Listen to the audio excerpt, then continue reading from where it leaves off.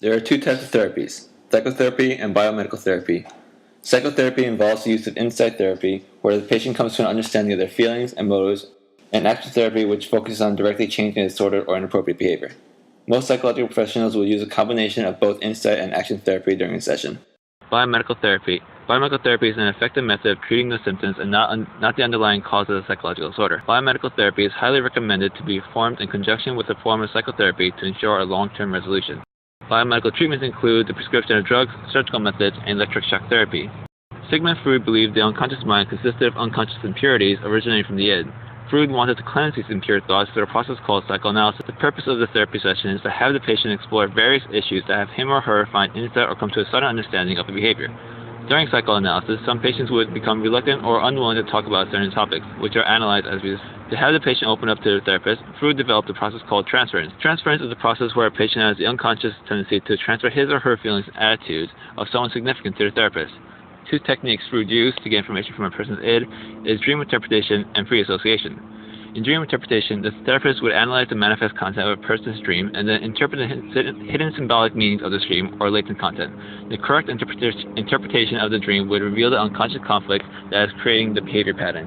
In free association is the encouragement of a patient to speak freely without fear of being judged in hope of revealing repressed or emotions and unconscious conflict. Humanistic theorists focus on a person's conscious, how the person sees themselves, and recent memories and experiences to help the patient find insight. Humanists emphasize that people have control over their own behavior and has the potential to solve their own problems. One type of humanistic therapy is Carl Rogers' person-centered therapy. Carl Rogers believed happiness is achieved by matching the real and ideal selves closer together, by having the patient talk and having the therapist remain a neutral listener. Carl Rogers believed 4 key elements were required for a successful person-centered therapy.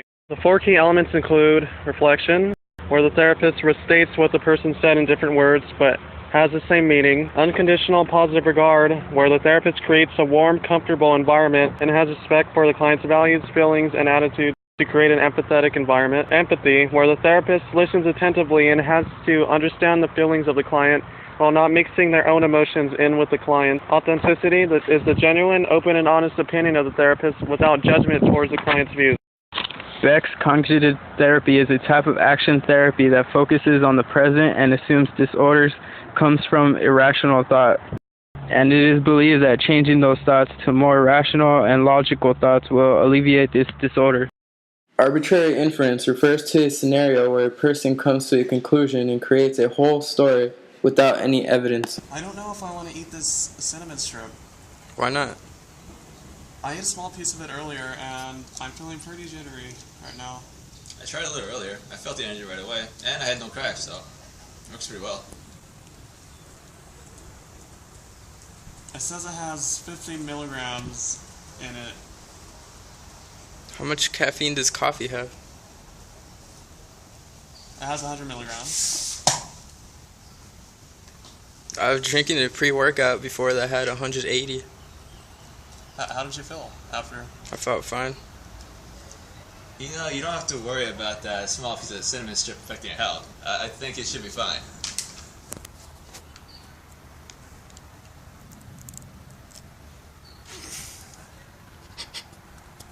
I tried a little earlier, and I feel really jittery right now.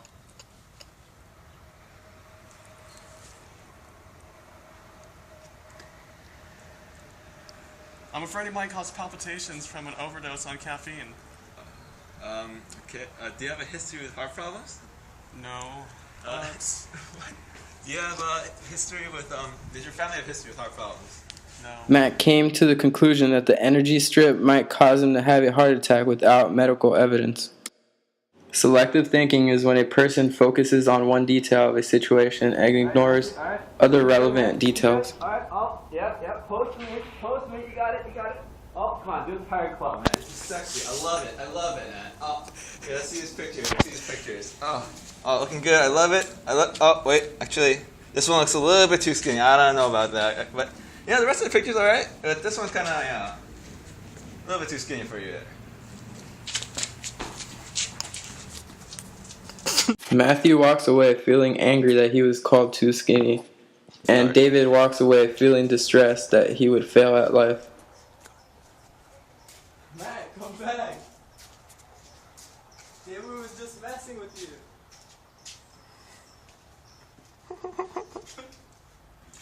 David, why you gotta do stuff like that? Man, who does Josh think he is? Talk to me like that. I guess I shouldn't have talked to Matthew like that.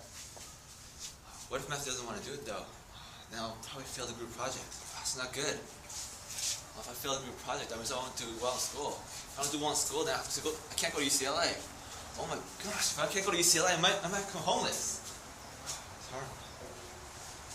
Oh gosh, I have to do something. Even though Josh was not involved in the argument, Josh feels like he is directly responsible for the split up of the group, so he takes a random child's ball and hurls it into the distance out of anger. Good. Parkour this fence. Oh, good.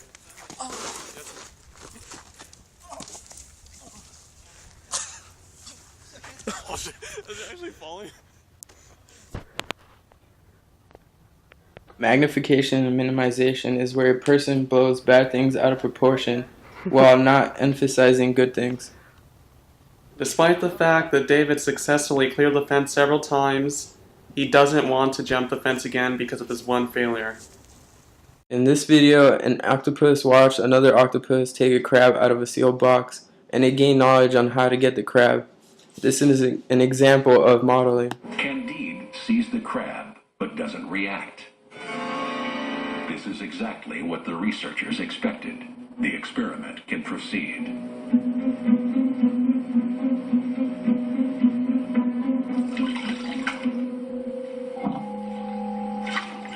In the other side of the tank, the same kind of box is given to an octopus that has spent a few days in the lab and has learned how to get into the multiple opening box.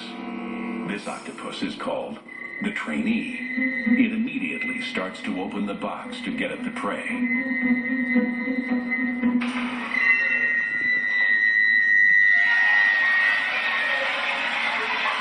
Candide watches the trainee. His curiosity is aroused.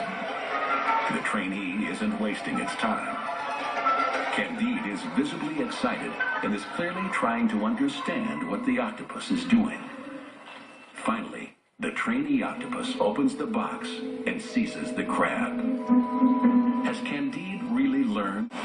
Without hesitating, Candide grapples with the box and manages to get it open in barely a few seconds. He's observed and he's understood.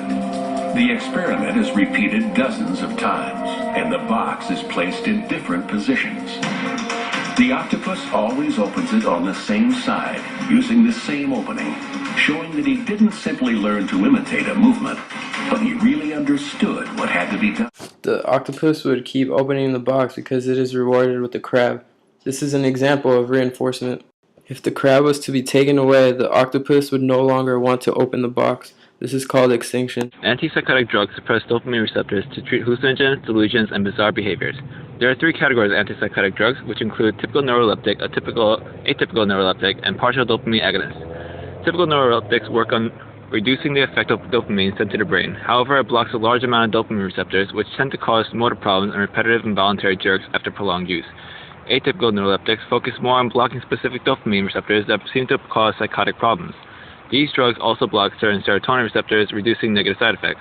Partial dopamine agonists produce the fewest negative side effects. Rather than blocking dopamine receptors, partial dopamine agonists work on controlling the amount of dopamine released to the brain. Anti-anxiety drugs are used to mildly sedate the patient to lessen the stressful symptoms of anxiety and obsessive-compulsive disorders. Doctors are reluctant to prescribe anti-anxiety medication due to the high risk of abuse and physical dependence. Anti-manic drugs. Lithium is a medication that is often prescribed to treat mania and mood disorders. The exact effect of lithium in balancing the sudden emotional ups and downs of mood disorders is unknown. As certain food and drinks removes water from the body, lithium lowers sodium levels, which can rapidly build up toxic levels. It is recommended for bipolar patients to use lithium to even out the highs and lows of the bipolar disorder.